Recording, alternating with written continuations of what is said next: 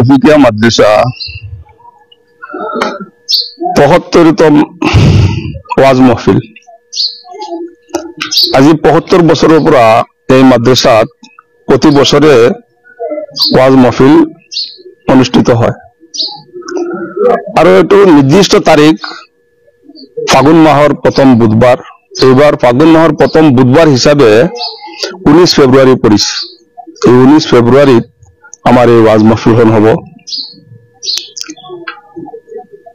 ইয়াত মুখ্য অতিথি হিচাপে আমাৰ ইয়াহিয়া সাহেব থাকিব আৰু অন্যান্য আমাৰ বিশিষ্ট আলিম উলামাসকল থাকিব। এই ওয়াজ মাহফিল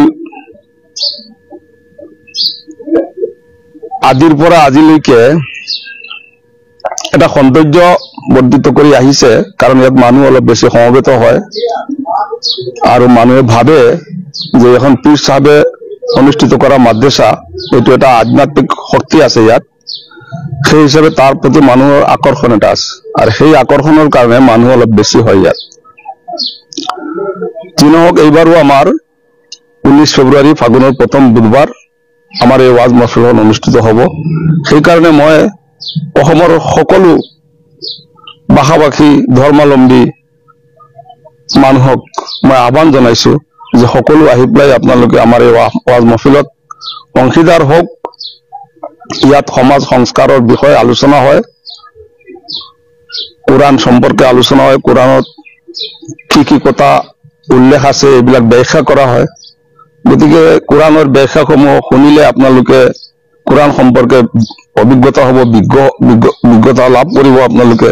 গতিকে সকলোকে মই আহ্বান জনাইছো আপোনালোকে এই 19 ফেব্ৰুৱাৰী ফাগুনৰ প্ৰথম বুধবাৰ আমাৰ এই ওয়াজ মাহফিলখনত আহি আপোনালোকে ওয়াজ মাহফিলৰ সৌন্দৰ্য বৰ্ধিত কৰক আৰু নেক কামত অংশীদাৰ হওক। ছুটি করে দিল না, ঠিক আছে,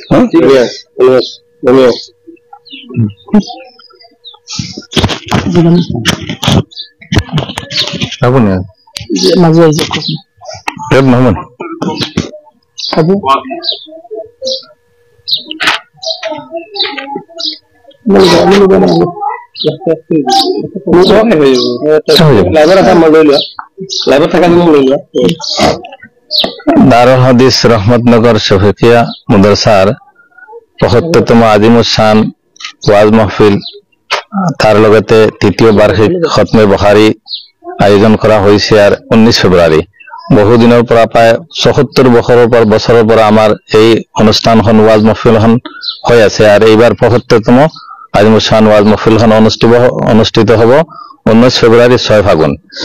ইয়াৰ কাৰণ হল যে আমি প্ৰতি বছৰে এই ওয়াজ মাহফিলখন আয়োজন কৰো। এই ওয়াজৰ দ্বাৰা মানুহৰ মাজত শান্তি, সম্প্ৰীতি, ঐক্যতা আৰু ধৰ্মৰ ওপৰত আলোচনা কৰা হয় আৰু এই ওয়াজখনে যাতে আমাৰ সমাজৰ মাজত এটা শান্তি বাতাবৰণ সৃষ্টি কৰে, সেইকাৰণে সকলো ধৰ্মাৱলম্বী লোকক জাতি, ধৰ্ম, বৰ্ণ নিৰ্বিশেষে সকলো ওচৰত অনুৰোধ যে আমাৰ এই অনুষ্ঠানখনত, আমাৰ এই ওয়াজ মাহফিলখনত যাতে সকলো আহি উপস্থিত হয় আৰু সকলো যাতে অংশগ্ৰহণ কৰে আৰু ইয়াৰ পৰা এটা শান্তিৰ বাৰ্তা কঢ়িয়াই লৈ যাব পাৰে, সেইখিনি অনুৰোধ কৰিলো চবৰ ওচৰত। ধন্যবাদ।